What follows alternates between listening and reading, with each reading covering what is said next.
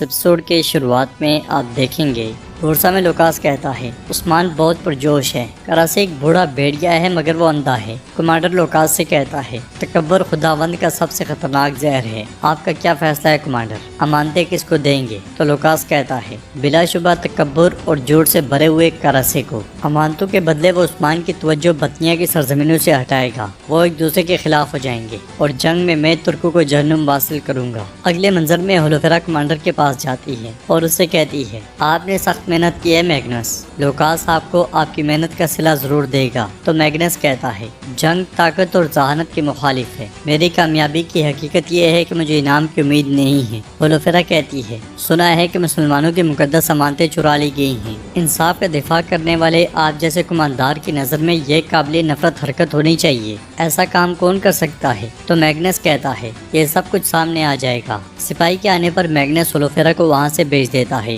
ہولوفیرا دروازے پہ کھڑے ہو کر ان کی باتیں سننے لگ جاتی ہے۔ میگنس سپاہی سے کہتا ہے فوج کو تیار کرو، ہم فوراً ترسیل کے لیے روانہ ہوں گے۔ جنگل میں عثمان صاحب رات کو نماز ادا کر رہے ہوتے ہیں۔ نماز کے بعد وہ ہاتھ اٹھا کر دعا مانگتے ہیں، اے میرے اللہ میں نے اپنی زرہ پہن لی ہے اور تلوار بھی باندھ لی ہے، میں نے دنیا کی ساری چیزیں چھوڑ دی ہیں، اب میں تیری بارگاہ میں حاضر ہوا ہوں۔ اے رب ہم زمین پر تیری تلواریں ہیں، اے رب ہم وہ زبان اور ہاتھ کاٹ دیں گے جو تیرے اور رسول اللہ صلی اللہ علیہ وسلم کے خلاف نکلنے کی جرت کریں گے۔ اے رب اس عاجز بندے کو فتح نصیب فرما، ہم تیرے راستے پر چل رہے ہیں، ہمیں امید دے میرے اللہ، ہمیں اس ہاتھ کو کاٹنے کی توفیق عطا فرما جو عالم اسلام کے امانتوں تک پہنچا ہے، اور ان مقدس امانتوں کو محفوظ طریقے سے تلاش کرنے میں ہماری مدد فرما۔ ہم اسلام میں خون بہائیں گے اور جانیں دیں گے، یہاں تک کہ پوری دنیا کو الٹا کے رکھ دیں گے، یہ ہمارے نصیب میں کر، ہمارے نصیب میں کر دے یا اللہ، آمین آمین آمین۔ دعا کے بعد عثمان صاحب کھڑے ہو کر برہان سے کہتے ہیں برہان سورج طلوع ہونے کے بعد ہم جیرکتائی سے ملیں گے۔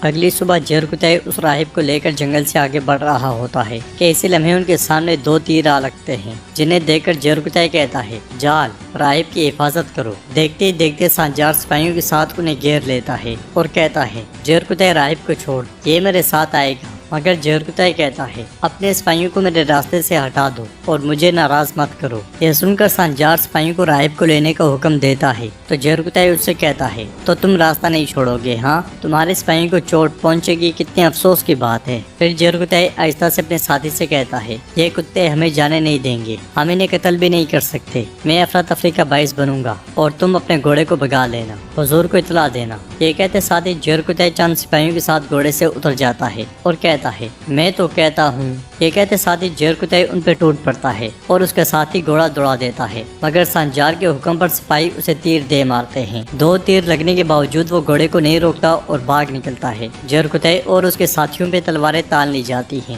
سانجار راہب سے کہتا ہے تم پہلے بولو گے راہب، تم بتاؤ گے کہ امانتیں کہاں ہیں؟ بورسا میں ہولوفیرا کبوتر لے کر بالکنی میں آتی ہے، سیسلیا بھی اسے دیکھتے ساتھ ہی چھپ جاتی ہے۔ ہولوفیرا کبوتر میں خبر باندھ کے اسے اڑا دیتی ہے۔ ہولوفیرا کے واپس جانے کے بعد سیسلیا باہر آتی ہے، ادھر وہ زخمی سپاہی عثمان صاحب تک جا پہنچتا ہے اور وہاں پہنچتے ساتھ ہی گھوڑے سے گر جاتا ہے۔ عثمان صاحب اس سے پوچھتے ہیں کیا تم ٹھیک ہو؟ راہب کہاں ہے؟ کیا ہوا ہے؟ یہ کس نے کیا ہے؟ جواباً وہ سپاہی کہتا ہے کراسے صاحب کے سپاہیوں نے تنگ راستوں پر یہ کیا۔ یہ سن کر عثمان صاحب کو بہت غصہ آتا ہے اور وہ سپاہیوں سے کہتے ہیں چلو اس کے زخموں کا علاج کرو۔ پھر کھڑے ہو کر غصے سے کہتے ہیں امانتیں چوری ہو گئی ہیں لیکن یہ کراسے اپنے لیے کچھ چاہتا ہے۔ یہ کہتے ساتھ ہی عثمان صاحب گھوڑے پر سوار ہو کر نکل جاتے ہیں۔ دوسری طرف کمانڈر لوکاس سردار کراسے کے محل میں داخل ہوتا ہے۔ کراسے اسے دیکھ کر کہتا ہے اچھی خبر ہوگی انشاءاللہ۔ لوکاس کے آپ کو امانتیں مل گئی ہیں؟ تو لوکاس کہتا ہے عیسائیوں اور مسلمانوں کو ایک دوسرے کے خلاف کرنے کے لیے امانتیں چوری کی گئی ہیں، ایک فرقے نے انہیں چوری کیا ہے کراسے بے،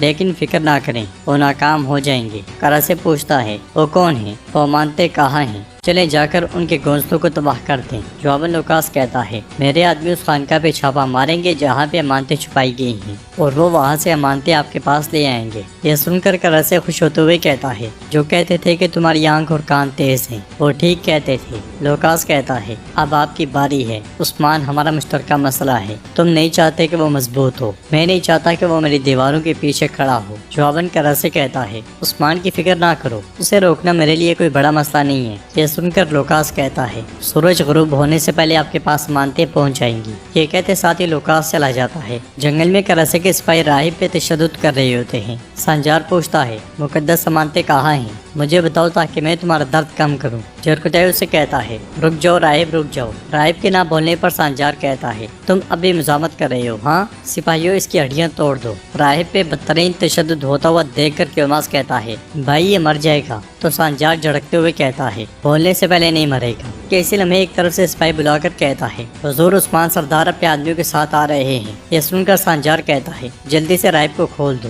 سپاہی جیسے ہی کھولنے لگتا ہے برہان کا چھوڑا ہوا تیر اس کے بازو میں آ لگتا ہے۔ یہ دیکھ کر سانجار راہب کو خنجر مار دیتا ہے اور سپاہیوں سے کہتا ہے جنگل میں پچھلی طرف بھاگو۔ یہ کہتے اور سنتے ساتھ ہی وہ سب دوڑ پڑتے ہیں اور عثمان صاحب وہاں پہنچتے ہیں۔ سپاہی بھاگ کے انہیں کھولتے ہیں اور عثمان صاحب راہب سے کہتے ہیں ہم اپنی ذات کی تلاش میں دوسروں کی مقدس چیزوں کو کبھی نقصان نہیں پہنچائیں گے۔ اب بتاؤ اسلام کی مقدس امانتیں چوری ہو گئی ہیں، یہ کس نے کیا ہے؟ تم کس کے ساتھ کام کر رہے ہو؟ تکلیف میں کراہتے ہوئے راہب کہتا ہے خانقاہ۔ یہ کہتے ساتھ ہی راہب کی سانسیں ٹوٹ جاتی ہیں اور وہ زمین پہ گر جاتا ہے۔ عثمان صاحب کہتے ہیں جب بھیڑیا نکلتا ہے تو گیدڑ صرف بھاگ ہی سکتے ہیں۔ اگر مجھے امانتیں تلاش کرنے کے لیے موت کا سامنا کرنا پڑا تو میں کروں گا، میں انہیں کبھی بھی کافروں کے لیے نہیں چھوڑوں گا۔ ناظرین اس کے بعد ہم دیکھتے ہیں قبیلے میں ارحان سپاہیوں سے کہتا ہے غدار قبیلے میں آزاد گھوم رہے ہیں، انہوں نے سردار کے کھانے میں زہر ڈال دیا، ان کے پودے کی پیدائش ہونا تھی، لیکن گشت پہ موجود سپاہی جن پہ میں نے اپنی زندگی اور ریاست کے لیے بھروسہ کیا تھا وہ کام پر سو رہے تھے ہاں؟ تو ایک سپاہی کہتا ہے میرے شہزادے سپاہی تلاش میں ہیں، ہم نے کچھ نہیں دیکھا۔ اس کے منہ سے یہ الفاظ سنتے ساتھ ارحان ان پہ ٹوٹ پڑتا ہے اور کہتا ہے تمہیں دیکھنا ہوگا، تمہیں سننا ہوگا، تمہیں جاننا ہوگا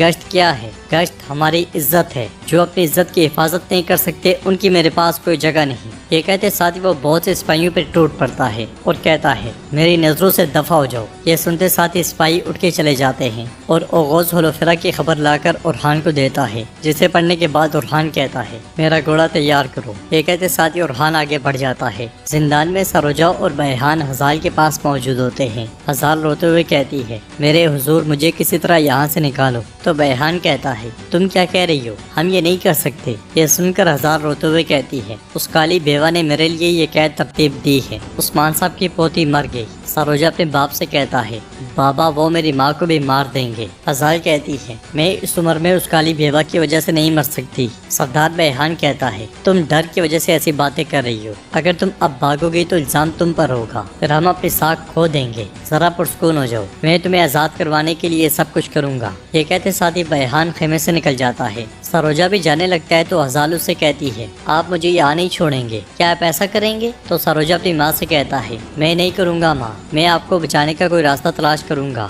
میں آپ کو لے جاؤں گا، بس میرے اشارے کا انتظار کریں۔ یہ کہتے ساتھ ہی سروجا خیمے سے چلا جاتا ہے اور ہزال رونے پیٹنے لگ جاتی ہے۔ ناظرین اس کے بعد ہم دیکھتے ہیں کہ جنگل میں لوکاس اس جگہ پہنچتا ہے جہاں پہ میگنس موجود ہوتا ہے۔ لوکاس میگنس سے کہتا ہے امانتوں کو کراسے کے پاس لے جائیں۔ تو میگنس کہتا ہے کراسے بہت شہرت حاصل کرے گا۔ جواباً لوکاس کہتا ہے اسے ایسا سوچنے دو، اختتام پر اس کی اور عثمان کے کتے کی طرح لڑائی ہوگی، ان کی لڑائی کے دوران ہم مقدس روم کو زندہ کریں گے۔ کائی قبیلے کے قبرستان پر سب لوگ جمع ہوتے ہیں۔ علاؤالدین نے اپنی مری ہوئی بیٹی کو اٹھایا ہوتا ہے۔ گونجا اور وہ دونوں بہت رو رہے ہوتے ہیں۔ علاؤالدین قبر میں اترتے ہوئے کہتا ہے میری گلدودی تمہارا نام حائمہ ہے، تمہارا نام حائمہ ہے، تمہارا نام حائمہ ہے۔ علاؤالدین اسے قبر میں رکھنے سے پہلے اسے گونجا کو دیتا ہے اور گونجا زاروں کی طرح روتے ہوئے بچی سے بہت پیار کرتی ہے اور آنکھ نم ہو جاتی ہے۔ پھر علاؤالدین گونجا سے بچی لینے لگتا ہے تو گونجا کہتی ہے نہیں علاؤالدین نہیں، اسے مجھ سے مت چھینو۔ یہ دیکھ کر بالا خاتون آگے بڑھتی ہیں اور گونجا کو حوصلہ دیتی ہیں۔ بڑی مشکل سے گونجا بچی علاؤالدین کے حوالے کر دیتی ہے اور علاؤالدین بچی کے ساتھ ایک پھول رکھنے کے بعد اسے قبر میں رکھ دیتا ہے۔ پھر اس پہ مٹی ڈالتے ہیں تو گونجا روتے چلاتے ہوئے کہتی ہے